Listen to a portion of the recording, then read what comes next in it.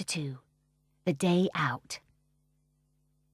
"Every third Thursday," said Mrs. Banks, 2 till 5. Mary Poppins eyed her sternly. "The best people, ma'am," she said, "give every second Thursday and 1 till 6, and those I shall take, or—" Mary Poppins paused, and Mrs. Banks knew what the pause meant. It meant that if she didn't get what she wanted, Mary Poppins would not stay. Very well, said Mrs. Banks hurriedly, though she wished Mary Poppins did not know so very much more about the best people than she did herself. So Mary Poppins put on her white gloves and tucked her umbrella under her arm, not because it was raining, but because it had such a beautiful handle that she couldn't possibly leave it at home. How could you leave your umbrella behind if it had a parrot's head for a handle? Besides, Mary Poppins was very vain and liked to look her best. Indeed, she was quite sure that she never looked anything else. Jane waved to her from the nursery window. "Where are you going?" she called. "Kindly close that window," replied Mary Poppins, and Jane's head hurriedly disappeared inside the nursery. Mary Poppins walked down the garden path and opened the gate. Once outside in the lane, she set off walking very quickly, as if she were afraid the afternoon would run away from her if she didn't keep up with it. At the corner, she turned to the right and then to the left, nodded haughtily to the policeman, who said it was a nice day, and by that time she felt that her day out had begun. She stopped beside an empty motor car in order to put her hat straight with the help of the windscreen in which it was reflected. Then she smoothed down her frock and tucked her umbrella more securely under her arm so that the handle, or rather the parrot, could be seen by everybody. After these preparations, she went forward to meet the matchman. Now, the matchman had 2 professions. He not only sold matches like any ordinary matchman, but he drew pavement pictures as well. He did these things turnabout according to the weather. If it was wet, he sold matches, because the rain would have washed away his pictures if he had painted them. If it was fine, he was on his knees all day, making pictures in coloured chalks on the sidewalks, and doing them so quickly that often you would find he had painted up one side of a street and down the other almost before you'd had time to come round the corner. On this particular day, which was fine but cold, he was painting. He was in the act of adding a picture of 2 bananas, an apple, and a head of Queen Elizabeth to a long string of others when Mary Poppins walked up to him, tiptoeing so as to surprise him. "Hey," called Mary Poppins softly. He went on putting brown stripes on a banana and brown curls on Queen Elizabeth's head. "Ahem," said Mary Poppins with a ladylike cough. He turned with a start and saw her. "Mary!" he cried, and you could tell by the way he cried it that Mary Poppins was a very important person in his life. Mary Poppins looked down at her feet and rubbed the toe of one shoe along the pavement 2 or 3 times. Then she smiled at the shoe in such a way that the shoe knew quite well that the smile wasn't meant for it. "It's my day, Bert," she said. "Didn't you remember?"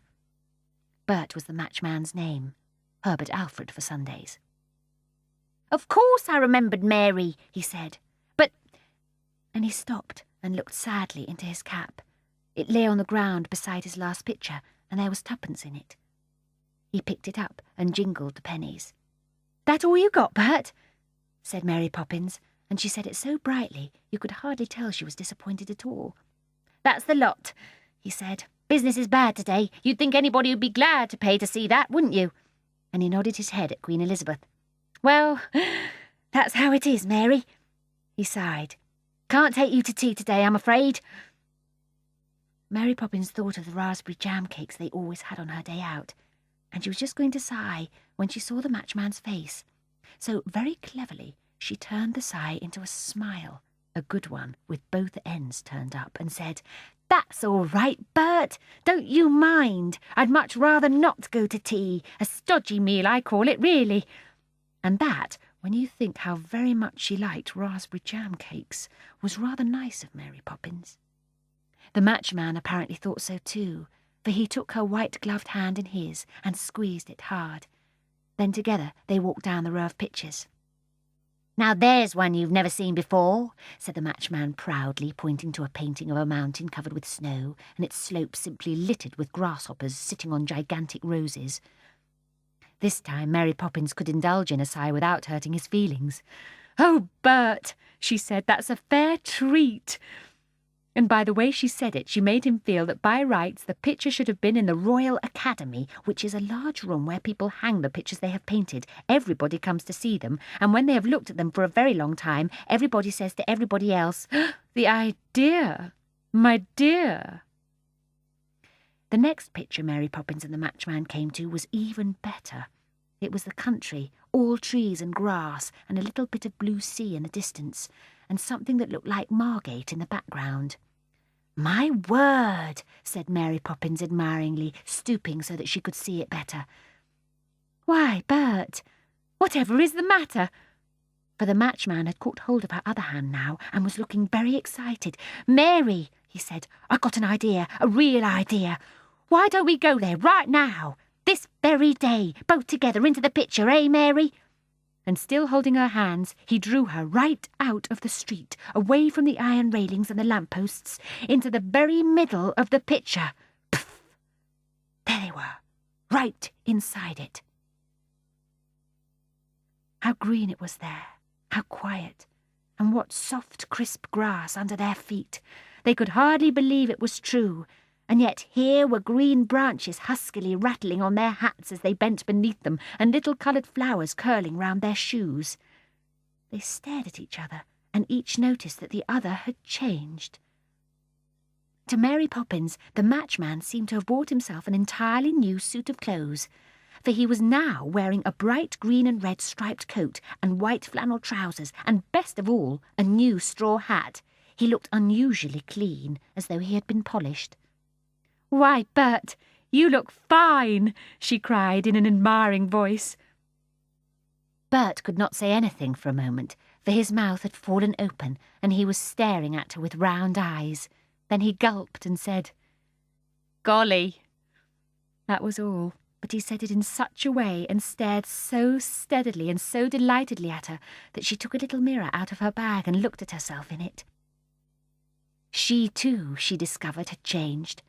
Round her shoulders hung a cloak of lovely artificial silk with watery patterns all over it, and the tickling feeling at the back of her neck came, the mirror told her, from a long curly feather that swept down from the brim of her hat. Her best shoes had disappeared, and in their place were others, much finer, and with large diamond buckles shining upon them. She was still wearing the white gloves and carrying the umbrella. "My goodness," said Mary Poppins, "I am having a day out." So, still admiring themselves and each other, they moved on together through the little wood, till presently they came upon a little open space filled with sunlight. And there, on a green table, was afternoon tea. A pile of raspberry jam cakes as high as Mary Poppins's waist stood in the centre, and beside it tea was boiling in a big brass urn. Best of all, there were 2 plates of whelks and 2 pins to pick them out with. "Strike me pink," said Mary Poppins. That was what she always said when she was pleased. "Golly," said the Matchman, and that was his particular phrase. "Won't you sit down, madam?" inquired a voice, and they turned to find a tall man in a black coat coming out of the wood with a table napkin over his arm. Mary Poppins, thoroughly surprised, sat down with a plop upon one of the little green chairs that stood round the table. The Matchman, staring, collapsed onto another. "I'm the waiter, you know," explained the man in the black coat. "Oh, but I didn't see you in the picture," said Mary Poppins. "Ah, I was behind the tree," explained the waiter. "Won't you sit down?" said Mary Poppins politely. "Waiters never sit down, madam," said the man, but he seemed pleased at being asked. "Your whelks, mister," he said, pushing a plate of them over to the Matchman, "and your pin." He dusted the pin on his napkin and handed it to the Matchman. They began upon the afternoon tea, and the waiter stood beside them to see they had everything they needed. "We're having them after all," said Mary Poppins in a loud whisper as she began on the heap of raspberry jam cakes. "Golly," agreed the Matchman, helping himself to 2 of the largest. "Tea?" said the waiter, filling a large cup for each of them from the urn. They drank it and had 2 more cups each, and then, for luck, they finished the pile of raspberry jam cakes. After that they got up and brushed the crumbs off. "There is nothing to pay," said the waiter, before they had time to ask for the bill. "It is a pleasure. You will find the merry-go-round just over there. and he waved his hand to a little gap in the trees where Mary Poppins and the matchman could see several wooden horses whirling round on a stand. "That's funny," said she. "I don't remember seeing that in the picture either." "Ah," said the matchman, who hadn't remembered it himself. "It was in the background, you see." The merry-go-round was just slowing down as they approached it. They leapt upon it, Mary Poppins on a black horse and the matchman on a grey.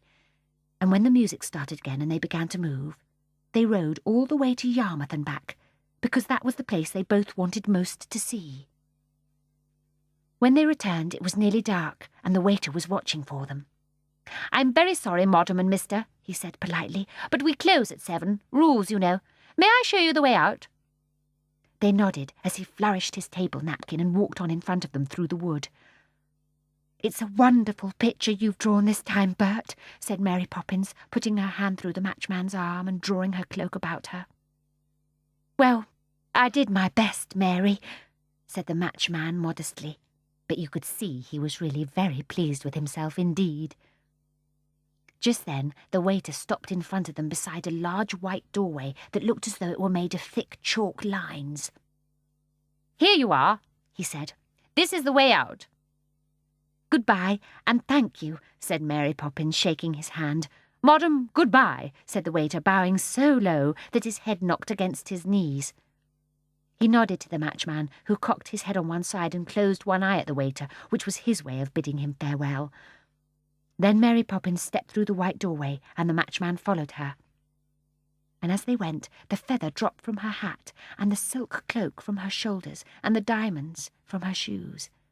The bright clothes of the matchman faded, and his straw hat turned into his old ragged cap again. Mary Poppins turned and looked at him, and she knew at once what had happened. Standing on the pavement, she gazed at him for a long minute, and then her glance explored the wood behind him for the waiter. But the waiter was nowhere to be seen. There was nobody in the picture. Nothing moved there. Even the merry-go-round had disappeared. Only the still trees and the grass and the unmoving little patch of sea remained. But Mary Poppins and the matchman smiled at one another. They knew, you see, what lay behind the trees. When she came back from her day out, Jane and Michael came running to meet her. "Where have you been?" they asked her. "In Fairyland," said Mary Poppins. "Did you see Cinderella?" said Jane. "Ha! Cinderella, not me," said Mary Poppins contemptuously. "Cinderella, indeed." "Or Robinson Crusoe?" asked Michael. "Robinson Crusoe, pooh!" said Mary Poppins rudely. "Then how could you have been there? It couldn't have been our Fairyland." Mary Poppins gave a superior sniff. "Don't you know," she said pityingly, "that everybody's got a Fairyland of their own?" And with another sniff, she went upstairs to take off her white gloves and put the umbrella away.